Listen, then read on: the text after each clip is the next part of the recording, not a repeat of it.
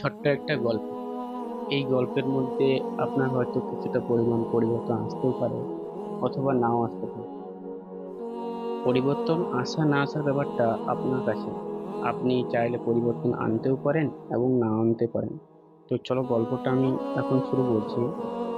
সবে রাত তখন 9টা বাজে। খাওয়া দাওয়া সেরে আমরা সবাই শুয়ে পড়লাম। শুয়ে পড়ার কিছুক্ষণ পর সকাল হলো। সকালে ঘুম থেকে না ওঠার কারণে আমার মা আমাকে ডাক দেয়, কিন্তু আমি ঘুম থেকে উঠি না। পরপর 2বার আসে।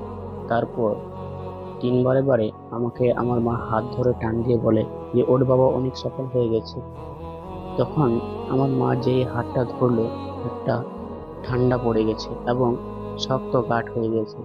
এই দেখে আমার মা হাউমাউ করে কাঁদতে লাগলো এবং বাহির থেকে আমার বাবাকে ডেকে নিয়ে আসে।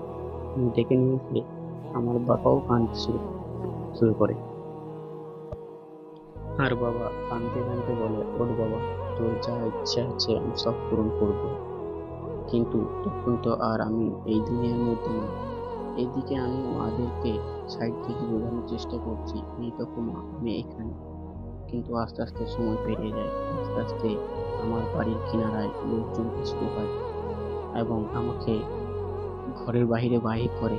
কিছুক্ষণ পর আমাকে গোসল দেওয়ার জন্য পানি গরম করা হলো। সেই গরম পানি আমার শরীরের মধ্যে দেওয়া হলো। তখন সেই গরম পানিতে আমার শরীর একবারে জ্বলে পুড়ে ছাই হয়ে যাচ্ছিল বন্ধু। তখন আমি গোসল করানোর ভাইদেরকে বললাম যে আমার খুব জ্বালা করছে, তো আমাকে একটু ঠান্ডা পানি দাও। তখন তারা আমার কোনো কথা না শুনতে পেয়ে তারা তাড়াতাড়ি গোসলের কাজটা সেরে ফেললো। সেরে ফেলার পর আমাকে 3টি কাপড় দিয়ে মোড়ানো হলো। তখন আমি দেখি যে আমার মা, বাবা, ভাই, বোন সবাই কান্নাকাটি করছে, অঝরে কান্নাকাটি করছে। আস্তে আস্তে আমাকে একটা খাটিয়ার মধ্যে শোয়ানো হলো। তারপর আমাকে জানাজার সেই দূরের মাঠে নিয়ে যাওয়া হলো। নিয়ে যেয়ে আমাকে সামনে রেখে শত শত লোক আমার জানাজার নামাজ পড়ছে। জানাজার নামাজ শেষে একটা দূর মাঠে নিয়ে যাওয়া হলো, যেখানে 3.5 হাত পথ পুকুর রয়েছে। সেটাই হচ্ছে কবর। সেই কবরে আমাকে নামানো হলো এবং সবাই মাটি দিয়ে নিজের নিজের বাড়ির দিকে রওনা হলো। তখন আমি বলতে থাকি, আমাকে এখানে একা রেখে যেও না।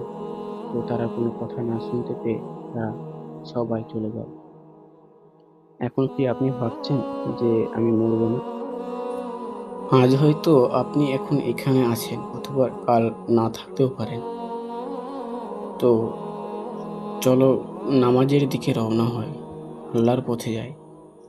এটাই আমার বলার বক্তব্য গল্পের মধ্যে দিয়ে।